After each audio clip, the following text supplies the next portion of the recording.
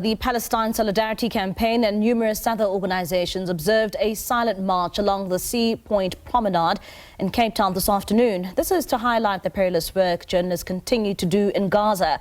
It also comes after the killing of 5 journalists of international broadcaster Al-Jazeerah at the beginning of August. The protest was led by South African and Palestinian journalists. The conflict in the Middle Eastern country continues unabated despite growing worldwide condemnation. The Palestine Solidarity Campaign has been actively protesting the South African government to sever all ties with the Israeli government. Our reporter Mariska Botha attended the march.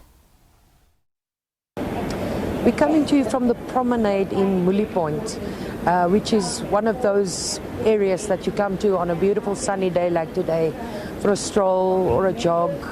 But today it took on a very somber tone when, spearheaded by the Palestine Solidarity Campaign, a number of organizations, around 30, gathered to do a silent protest march from here for around 5 kilometers.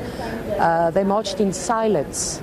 And every now and again you heard the drum beating, and every now and again you heard names being read out, over 200 names of journalists that have been killed while on assignment in Gaza.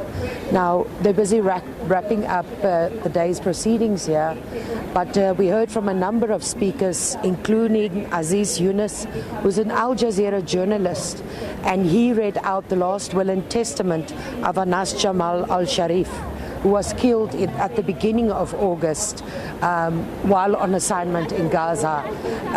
In his testament, he wrote about his dedication and that the truth must be told. Despite him being silent, saying if his will reaches people, that means that he has been killed. People must not be silenced. They must continue to do the work in Gaza. They must continue to tell the truth of what's happening on the ground. And now we're hearing from a number of other South African reporters as well. Among them is Crystal Alderson, who's also a journalist and broadcaster.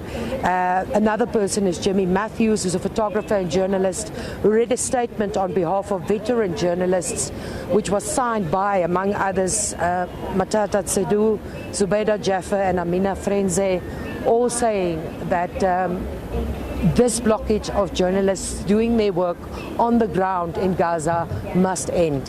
And all journalists around the world must support those who work in all areas where there's conflict to be able to do the work and to tell the truth and be able to do their broadcasts. I'm just going to step out of shot for a moment. My colleague Clinton Surf will just show you what the gathering looks like here as the sun begins to set. A number of people came out. And as I said, the march usually is very lively, chants are being shouted, but today the whole walk of around 5 kilometers was silent, and every now and again you just heard names being read out, and those are the more than 200 journalists, the names of the more than 200 journalists that were killed while on assignment in Gaza. And it was very poignant.